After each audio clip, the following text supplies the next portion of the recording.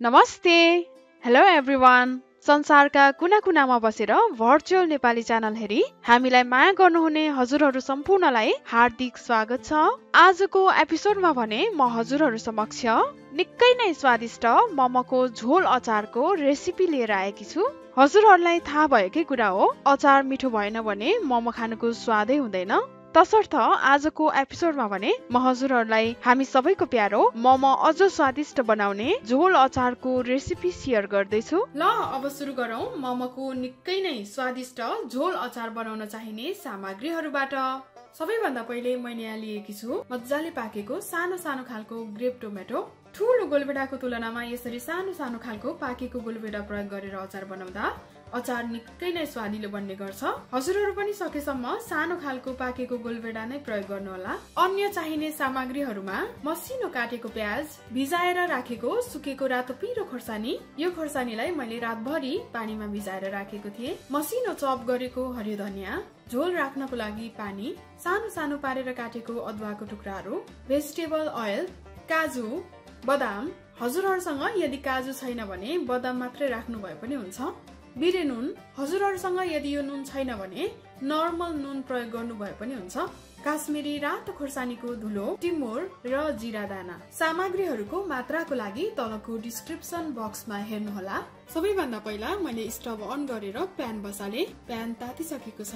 अब यो काजु र यो बदामलाई यहाँ राखेर बिस्तारै चलाउँदै चलाउँदै भुटौँ। आगोलाई भने मैले अहिले मिडियम हिटमा राखिरहेको छु। बिस्तारै डढ्न नदिकन यसलाई चलाउँदै चलाउँदै भुटौँ। ठुलो आगो बनाएर एकैछिनमा भुट्छु भनेर लाग्यो भने चाहिँ यो डढिहाल्छ। 3-4 मिनट सानो आगो पारेर भुटिसकेपछि अब म यो निकाल्न जाँदैछु। हेर्नुहोस् त बदामको बोक्राहरू निस्किँदै जाँदैछ। अब चाहिँ यो भइसक्यो। यसलाई यहाँ खनाऊ। यही तातो प्यानमा एकैछिन यो जिरा दाना पनि भुट्न जाँदैछु। लगभग 20 सेकेन्ड जति यसलाई भुटिसकेपछि यो प्लेटमा निकालेर राख्न जाँदैछु। अब यही प्यानमा यो तेल राखौँ। आगोलाई भने मैले निकै सानो पारिरहेको छु। यो टिमुरको दानाहरूलाई राखौँ ताकि यो टिमुरको फ्लेभर यो तेलमा जाओस्। टिमुरको निकै मिठो बास्ना आइरहेको छ। अब चाहिँ भइसक्यो। अब यो प्याज भुटौँ र यो अदुवा पनि राखेर भुटौँ। चलाइदिउँ।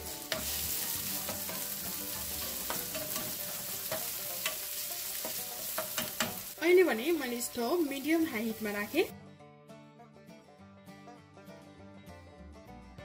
प्याज रातो रातो हुने गरेर भुटौँ। प्याज हल्का रातो रातो भइसकेको छ। हेर्नुहोस् त अब चाहिँ यो भइसक्यो। एकैछिन आगो कम गरिदिएर अब म यो प्याज झिक्न जाँदैछु। प्याज र टिमुर भुटिसकेपछि मैले यो प्लेटमा राखेँ। हेर्नुहोस् त अब यही प्यानमा म यो पखालेर राखेको गोलभेडा यहाँ हालिदिन्छु। अब यो गोलभेडालाई 2 मिनट जति यतिकै भुटेर यो भाँडाले यसलाई चलाइदिनु भए पनि हुन्छ। चलाउँदै चलाउँदै यसलाई भुटेर नछोपिकन 2 मिनट भइसकेको छ। अब आधा कप जति पानी राखेर यसलाई छोपेर पकाउनु पर्छ। पानी राखौँ। आधा कप जति पानी राखेँ। उसिनको लागि थोरै नुन राखिदिउँ। अब यसलाई मिडियम हाई हिटमा राखेर 3 मिनटसम्म छोपेर पकाऊ। छोपिदिउँ। यता यो गोलभेडा पाक्दै गर्दा म यो बदामको यो बोक्रा निकालेर राख्न जाँदैछु। हेर्नुहोस् त बोक्रा मजाले निस्किन्छ। एकैछिन यस्तो गरेर मार्नु भयो भने यो बोक्रा मजाले निस्किन्छ। यसै गरेर सबै बोक्राहरू निकाल्न जाँदैछु।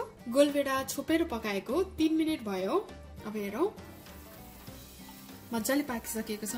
अब यो भिजाएर राखेको खोर्सानी पनि राखौँ। काश्मिरी रातो खोर्सानीको धुलो पनि राखिदिउँ र यो बेसार पनि राखौँ र एकपटक चलाइदिउँ। नुन पनि राखौँ। अब यो स्टोभ बन्द गरिदिन्छु। अब यसलाई साइड लगाइदिएर पानी राखौँ। जति सुप हाल्यो त्यति नै पानी। म यो सेलाएपछि ब्लेन्डरमा हालेर ब्लेन्ड गर्नेछु। अहिले भने हाम्रो यो गोलभेडा मजाले सेलाइसकेको छ। हेर्नुहोस् त बदामको बोक्राहरू पनि सबै निकालेको छु मैले र अन्य सामग्रीहरू पनि यही एकै ठाउँमा राखेको छु। अब यो गोलभेडालाई म यो ब्लेन्डरमा राखेर ब्लेन्ड गर्न जाँदैछु। अब बाँकी रहेका सम्पूर्ण सामग्रीहरू यही राखिदिउँ। मसिनो काटेको धनियाँ, भुटेको प्याज र टिमुर, भुटेको जिरा दाना र अन्त्यमा काजु अनि बदाम सबै राखे। अब बिर्को बन्द गरिदिएर मज्जाको लदरो झोल नभएसम्म यसलाई ब्लेन्ड गरिरहनेछु। अहिले भने हाम्रो यो अचार बनेर तयार भइसकेको छ। अब यसलाई खोल्न जाँदैछु। अब म यो अचार यो बलमा खनाउन जाँदैछु। हजुरहरूको ब्लेन्डर त्यति धेरै पावरको छैन भने चाहिँ यस्तो लदरो अचार नबन्न सक्छ। त्यसैले काजु बदाम जस्ता कुरालाई छुट्टै ब्लेन्ड गरेर पछि गोलबेडामा राखेर अनि एकचोटि फेरि ब्लेन्ड गर्दाखेरि चाहिँ यस्तो लदरो बन्छ। अब यो धनियालाई म माथिपट्टिबाट राख्दिन्छु। वाउ, हेर्नुस् त धनिया राखेपछि झनै राम्रो देखिएको छ यो अचार। हाम्रो यो मोमो पनि रेडी भइसकेको छ। मैले पहिलेका एपिसोडहरुमा मोमो पसलमा पाए जस्तो चिकन मोमो अनि पनिर मोमोको रेसिपी शेयर गरिसकेकी छु। चिकन मोमो अनि पनिर मोमोको भिडियोको लिंक तलको डिस्क्रिप्सन सेक्सनमा छ, अवश्य पनि हेर्नु होला। अब भने यो मोमोलाई यहाँ राखौं। अब यो झोल अचारलाई यो मोमोमा माथिपट्टिबाट राख्न जाँदैछु।